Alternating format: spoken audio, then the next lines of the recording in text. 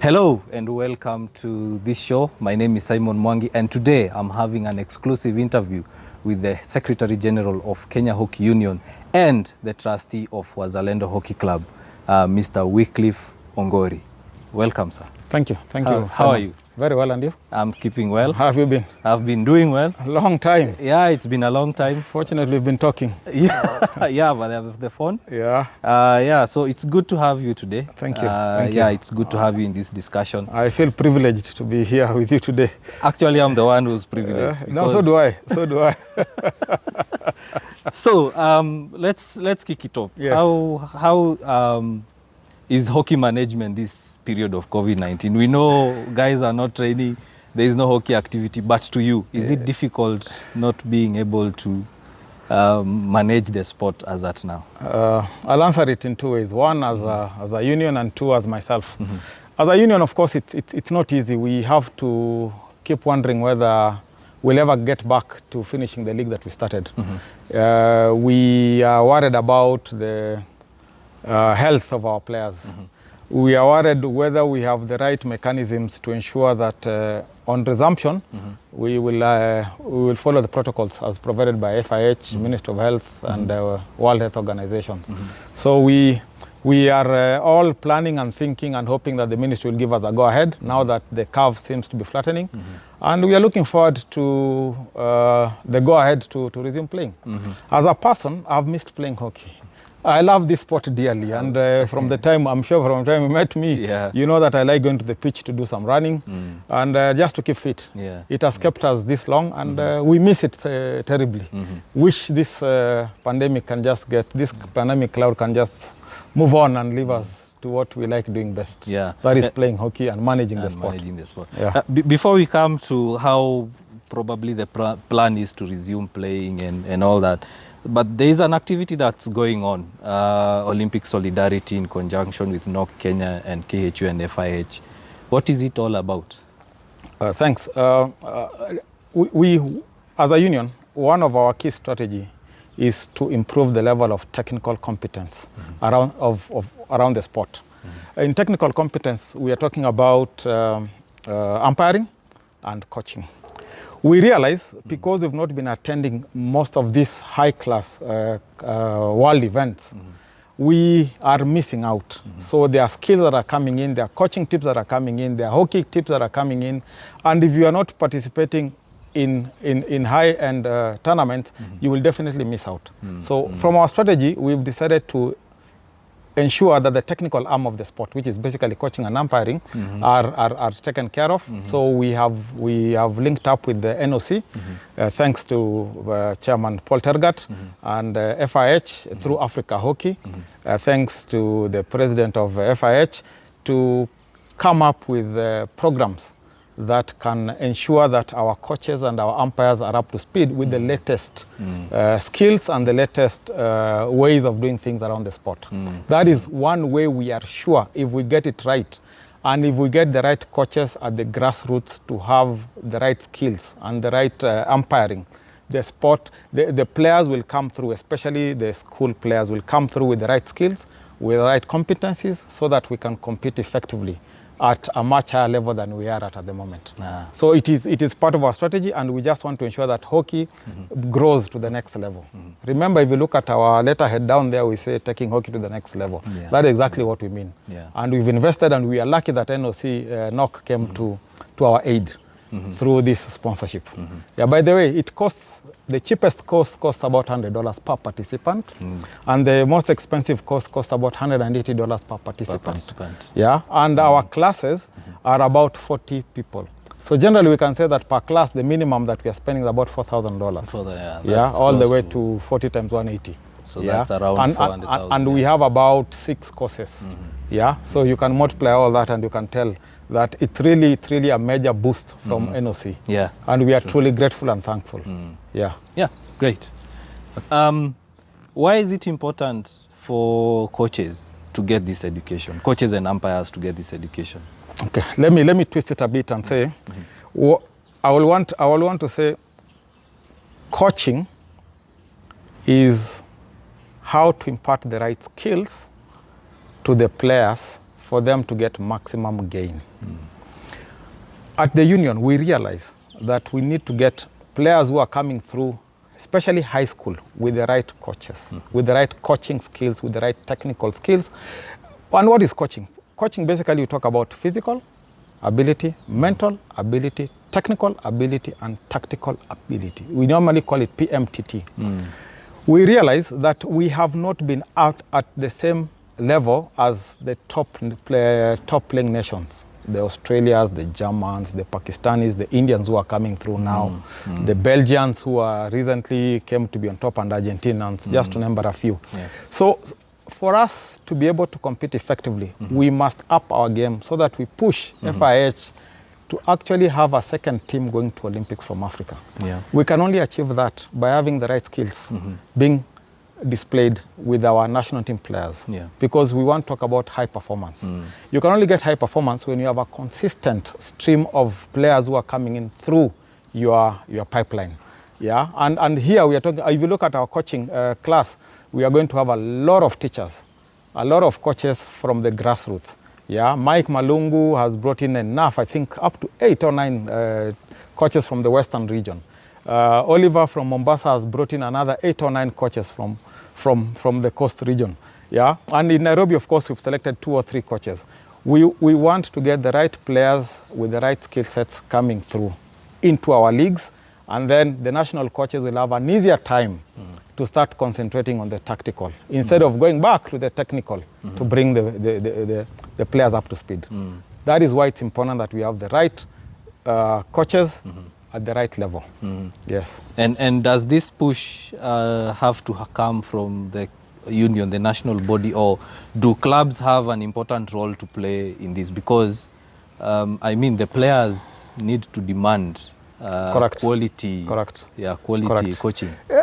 It's actually a very interesting question. Why clubs have a role to play, a huge role to play. But let's not forget, at what point do clubs get these players? There are only 2 or 3 clubs that I know that have academies. All the other clubs get fully finished players, products from high school. So that is why it's critical that we go to the high school to get it right from there.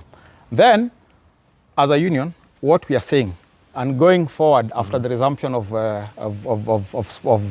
sporting activities, if a coach does not have a certification to be a coach, either by ourselves, Kenya Hockey Union, or FIH, or these ones that we are conducting, no coach will sit at the bench because we want the skilled coaches to sit at the bench.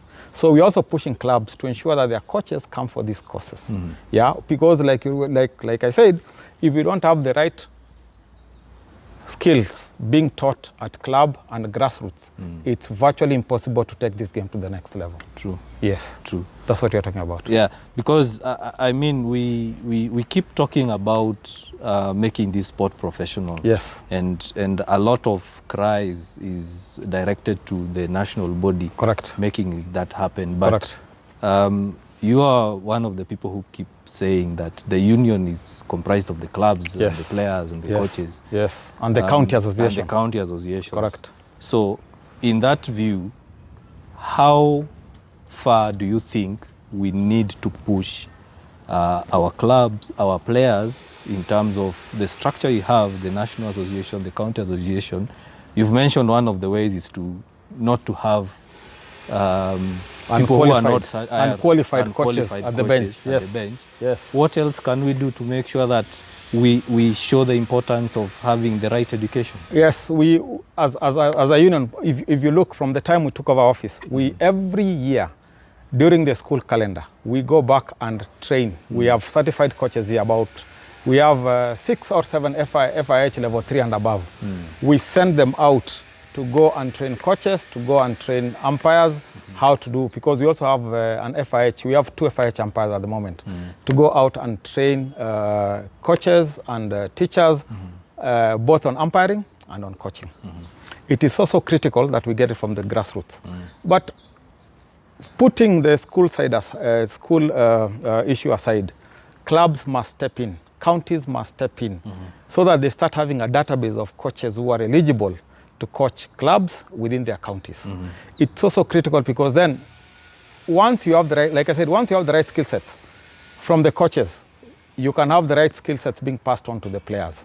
So it is critical that within our organization, we have a structure that clearly spells out that we have 50 level 0 coaches, 50 level 1 coaches, 25 level 2 coaches, 10 level 3 coaches, 4 or 1 or 2 FIH level 4 coaches. And we know we have like 20 goalkeeping coaches. We have coaches who have set play skill sets. And all that, we actually looked at that, and that's how we came up with this program of FIH and LOC and ourselves.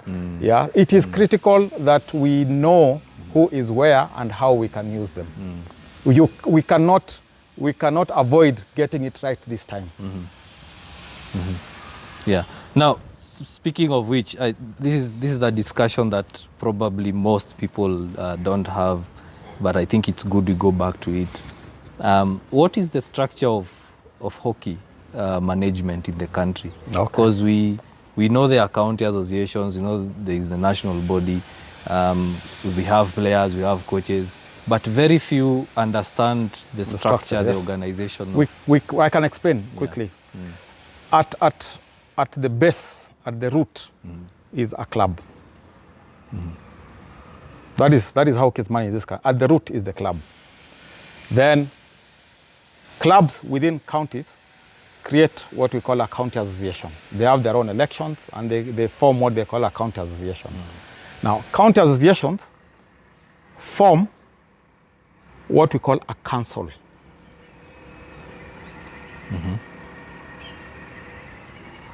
One of the membership of a council is the KHU Executive Committee. It is the body that has been mandated by the council to run the day-to-day activities of the sport. But the final organ that makes decisions in the sport of hockey in this country is the KHU Council. Who constitutes of the KHU Council? I know that's probably the next question that you're going to ask me. One, we have the executive committee, like I said, the guys who go for elections, the president, the deputy president, who are 2, the secretary general, the deputy secretary general, the match and fixture secretary, the deputy match and fixture secretary, the public relations, the treasurer, the deputy treasurer. And then we have incorporated a legal advisor so that anything we do is in line with the Sports Act of 2013. And then we have the immediate past chairman. That is the executive. But who constitutes of the council? The council is represented, 2 representatives from each of the county associations. Yeah? Then we have like six county associations, including Kenya Hockey Umpires Association. And then we have a representative from KUSA. We have a representative from Kenya Secondary School Sports Associations. That is what is called the KHU Council. And KHU Council is supposed to meet once every 3 months. Yes. Okay. So when we're having our AGM, it's actually a council AGM. Yeah, council AGM. Exactly. So that you choose people who will sit in the executive. That is how hockey is managed in this country. Okay. Yes. Well said. Now, moving on to the next part, we've spoken about hockey management in the country, and there is a day we had a discussion with you about management of the sport at club level, county level, and also leadership at club level. Let me ask a harsh question. On a scale of 1 to 10, where do you think club management is? If you were asked to rank club management. 2 out of 10. 2 out of 10? Yes. Okay, why? It is, so to speak, a systemic problem. People want to play hockey. They don't have the wherewithal, for lack of a better word, to want to manage the sport within themselves as clubs. I think the greatest need that this country has, which is very interesting, is I want to come here and run and play hockey. Like I said, I love playing hockey. But beyond that, I really don't care what happens beyond that. You get? So when you start engaging club leadership, you see the gaps that are there. And I'll give you an example. And I've shared this with you some time back. We introduced the FIH Code of Conduct, basically to align players to become, so to speak, to have good conduct, to know the do's and don'ts. Then one major club in this country When one of their players was caught with indiscipline within the pitch and given a card, and he came to the DC, disciplinary committee, the player says, hey, I didn't even read the contents of the code of conduct. We were actually told to sign just before we went in for a match.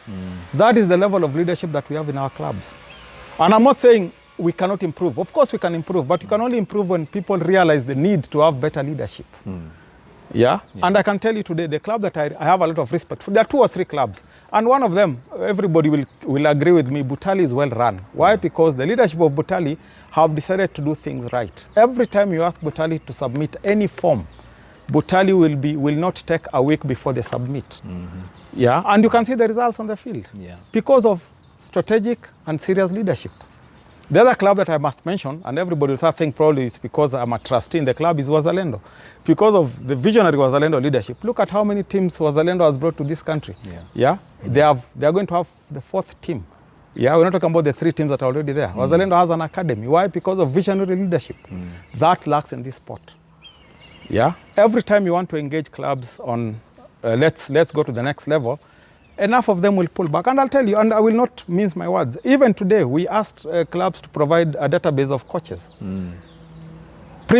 Premiership, which has 10 teams, only 6 have submitted. Despite consistent calls, please submit your list of people you want to sit on the bench so that we can take them to the next level for training. 6 have submitted, 4 have not. That's 60%.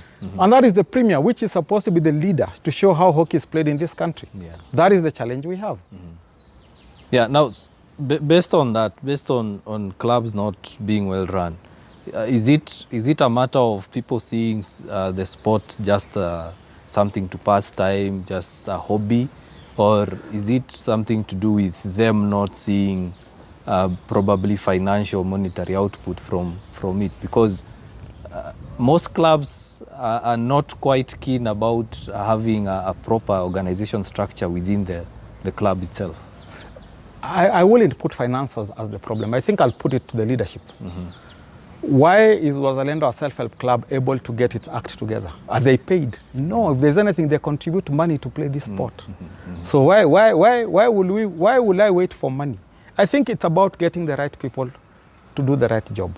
And within the club structures, I can tell you, I know a good number of clubs which have the right people, but who've not been pushed to the right places to do the right job. Why? I wouldn't know. But I know, logically, I mean, hockey is played by 60% university students or university clubs. 60% of our structure are university teams. When you leave a university, you're given the power to read and to do all that appertains. These are the people who go to clubs. Why can't they be given the right positions for them to do their thing? It's a challenge. And I'll take this to clubs. I'll ask them to get the right people to do the right job. Once you have the right people doing the right job, when we call for discussions at the union, we'll get the right people asking the right questions and coming up with ideas, and we'll get better. We can only get better. That is the issue. Because I mean, if you look at most clubs, the structure they have is, we have founding members who founded the club. Correct. And then we have the coach and the captain. Yes. And that's it. And the treasurer. The treasurer. Yeah. And that's it. Exactly. And you look at what's happening right now, we can say it's like a blessing in disguise, because the sort of leadership you're talking about, the sort of organization is evident. If clubs right now are asked, how are you planning to come back, the first thing they'll think about is the training. Correct, and the union. And the union. Yes. But within themselves. Yes. So how can we sort this out? Because you find that we have the founding members are the ones who are running the club. We don't have proper management. No, I will tell you, like at Wazalendo, we don't run the club anymore. We have since seeded we are actually advisors. All the trustees are just but advisors. We have seeded it to 2 or 3 generations down the line. Just pick the right people, give them the right, what do you call it? The right skills, and let them run. If they need any help, they'll always call you. But I cannot remember the last time Mosh or Bana called me about Wazalendo issue, because they're independent. They've been in the stream, they saw what we used to do, and they run alone independently. The truth of the matter is, there's really nothing to hold on to. When your time comes, hand over the baton. But make sure you hand over the baton to the right person. The person who has the right interest and the right heart for this sport. That's all that is required. There is really nothing else. Yeah, and then take them to account during your AGMs and your meetings. Yeah, I mean, for me, I will want to have accountable leadership. Leadership that is able to account for all the time and all the opportunities that came their way and what they did. It's as simple as that. Yeah. There is nothing outside this world. Hockey is a self-help sport. We get minimal support from the ministry, maybe when we are going for international tournaments. But the truth of the matter is, at club level, there's so much we can do. So much if we have the right leadership, if we have the people who care about. Money comes as a consequence. It should not be the real thing. Yeah, and you know our economy. We struggle to get very many things going. Yeah, so just go in. If you love the sport, go in and put in your expertise. And that's why we offered ourselves to run the union. I don't get anything from the union. I did not come to the union to get anything. Yeah, I just do because I think I have the skill sets that can enable the union move to the next level. Yeah. That's all that we need to do, recognize the skill sets and allocate it appropriately. And you'll move to the next level. Yeah. And you've said it well, and we mentioned that in one of our phone conversation about mentorship. Yes. And we've just said that most guys who are running the clubs are the founding members of the club. Correct. And they haven't laid out proper structures. Is it down to them not identifying that mentorship it's part of it? Because we even look at what is going on social media, because we know social media is... It's all over. Yeah, it's all over. Yes. We've seen players are not quite the ambassadors of their clubs or the sport. How can we handle this in terms of showing that mentorship is a huge part of the leadership? It's a tricky question, I'll tell you. Not tricky because they've asked me, but tricky because to solve it, you need to have started it a long while. I mean, you have to accept that you will never be in office forever. You can only do it for a specific period of time. Once you have that at the back of your mind, then you start preparing for the future that will not be there. And if you are genuine enough, within your club membership, you will realize that so-and-so seems to have these skills that can assist the club in 1, 2, 3 areas. And you start bringing them on board. And you start having discussions on the same. And you'll be shocked. There are many people who are willing to step forward and take leadership roles. But first, the leaders who are there currently, how open are they? How genuine are they? How strategic are they to realize that I will not last here forever? In fact, at some point, hockey takes about 60% of my day. Not to mention that I have work that I have to deliver for my employer. Yeah. But you see, it's because of the love of the sport. But I also know I cannot push this 60% for the rest, for the next like 10 years. I can't. I must recognize and find a way of handing it over to the next guy. So I should identify the next guy, and I should spend time with him, like what you said, mentorship. Yeah. But the question is, do club leaders realize that I will want to leave a better club than I found? Or should this club collapse because I'm not there? You get? And the moment you get to a point where you realize that, hey, if I don't hand over this leadership sooner, this club is not going forward. Then you just realize that you're always going round and round and saying the same things. And I'll tell you, to be honest, social media, like you say, has come in. There are very many ideas that come through the social media. There are very many things that we can do differently, than we are doing today, thanks to the challenge that we get from the social media. The fact that I'm sitting here with you today and you are not, what do you call it? You are not, so to speak, registered press. You play more on the social media space is evidence that we are appreciating that times are changing.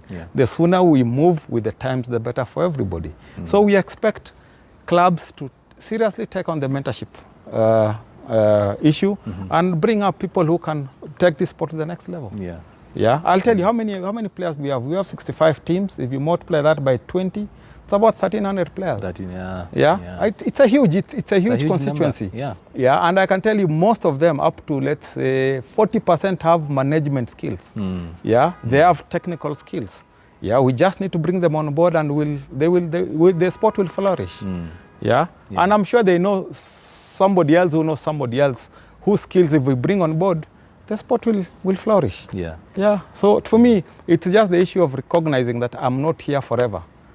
And I want to leave this place better than I found it. and I start realizing that who is the next guy that I can bring on board to work with this. Just get 4 or 5 players. Yeah. And you will be shocked at what will happen. True. And like I said, the example is Wazalendo. If you go to the Wazalendo place, I'm saying this is the 2nd or 3rd generation of leadership. We are just but advisors. They'll only call us when they think there is something for us to brainstorm. But beyond that, they run the Bernard and Omosh and they run the club. Yeah? We have no other business. True. Yeah, because we realize that we cannot stay forever. Yeah. And speaking of that mentorship aspect of the sport, we've seen a situation where it's not once, it's not twice, where a player, the way they handle themselves on social media, does not really reflect what you are supposed to show about the sport. It always comes out negative. Yes, correct. Fine, everyone has space to criticize. Yes. But shouldn't club take up the role and say, okay, fine, as much as you're criticizing whatever is happening, remember at the end of the day, you're a member of this club and you're an ambassador of this club, an ambassador of this sport. Because, I mean, it seems like, as we say, beyond playing, clubs don't even know what their players are doing. How many players have we seen getting lost in drugs like alcohol? Yeah, that's true. That's true. Actually, it's a good point you're bringing. What is a club? What constitutes a club? And what are the roles and functions of a club? Unfortunately, it is a challenge. It is not straightforward. Yeah, and we every time we want to push clubs to start doing the right job, you realize they have challenges, and it's the challenge that I've mentioned. But like I said, if you have the right leadership in clubs, all these things will. It's like a domino effect. You touch one, and everything goes touching each other until you get to the end of the pack or the pile.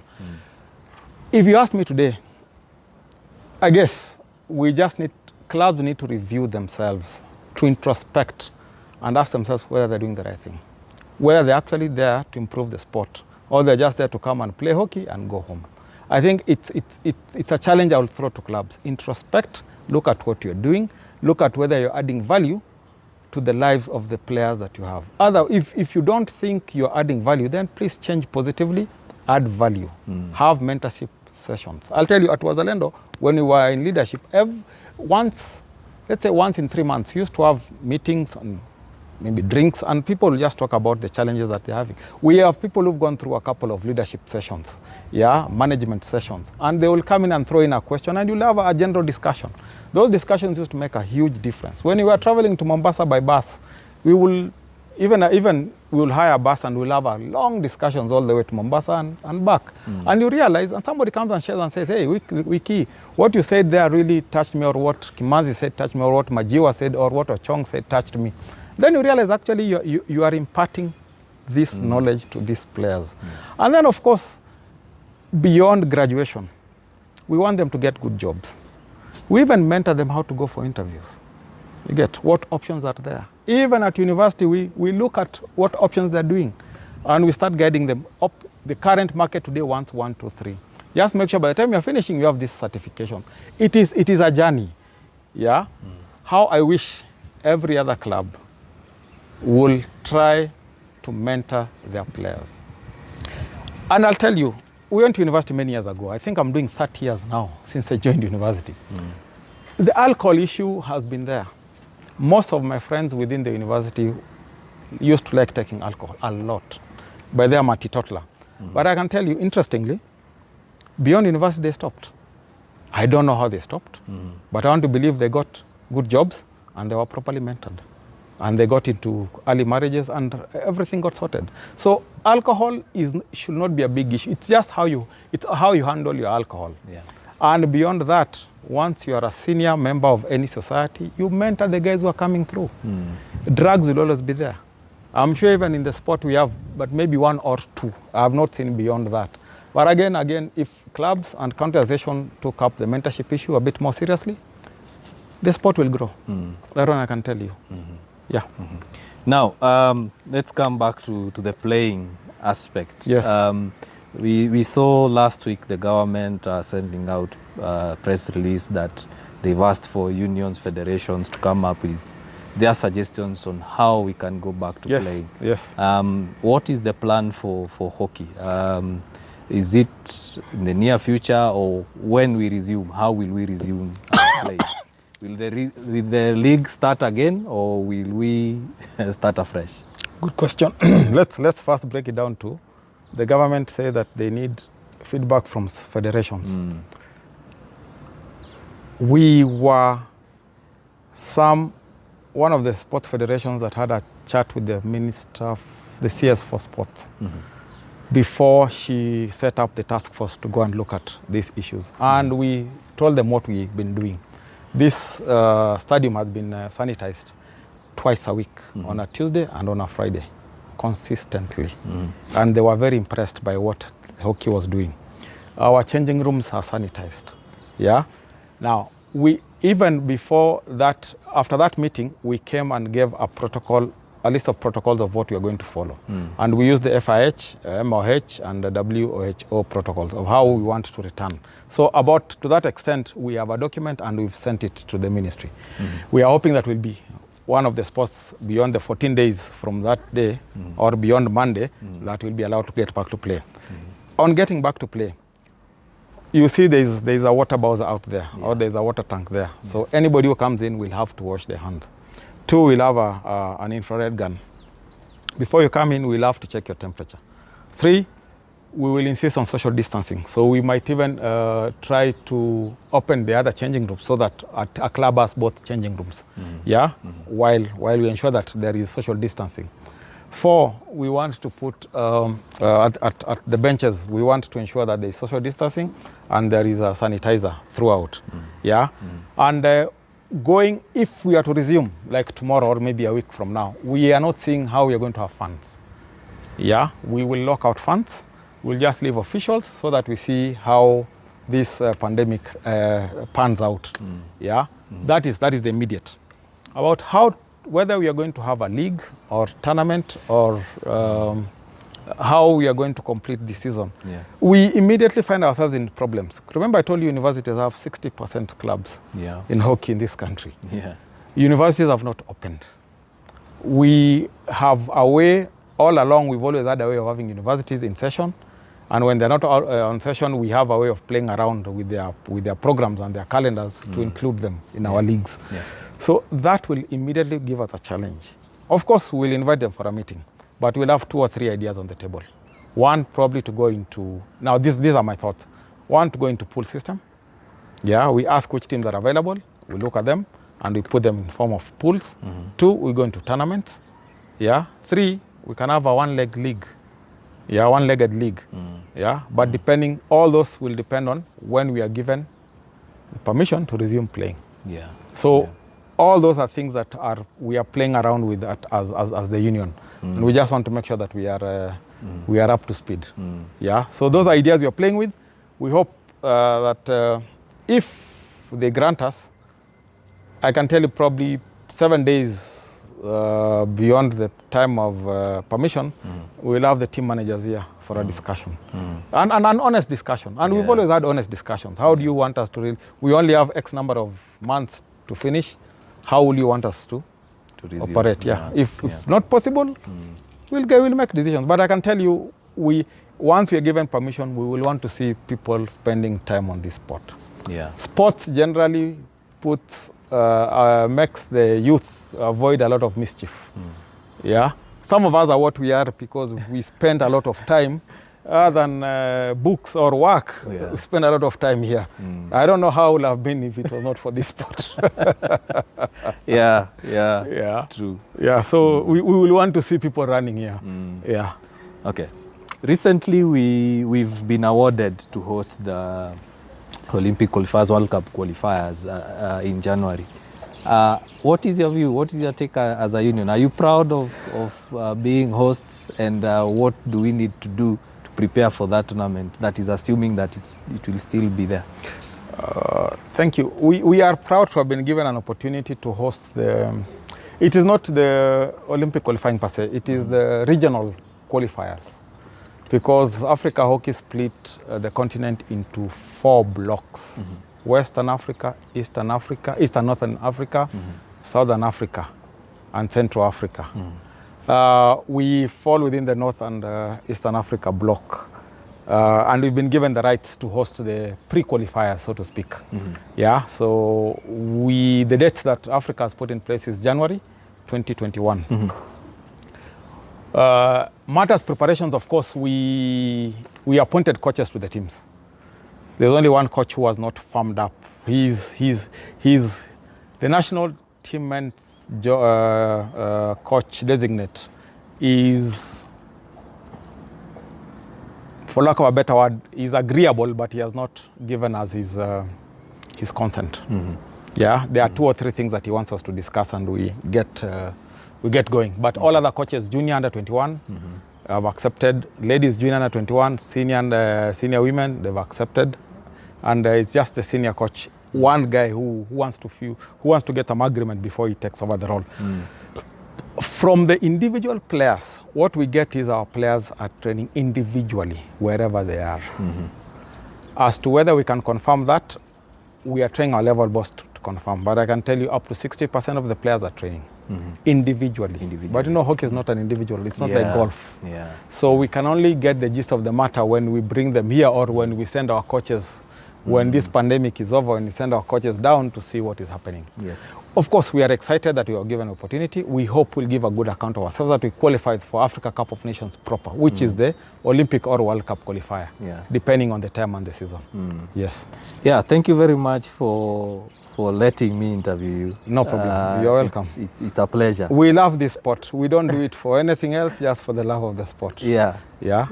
And I'm grateful that you gave me the chance. And I hope I've said a few things that can give direction to all and sundry. Of course, I expect feedback from the social space. Let's see what comes. Yeah, but now, before we end the show, or we end the interview, what is your parting shot regarding the whole thing we've spoken about?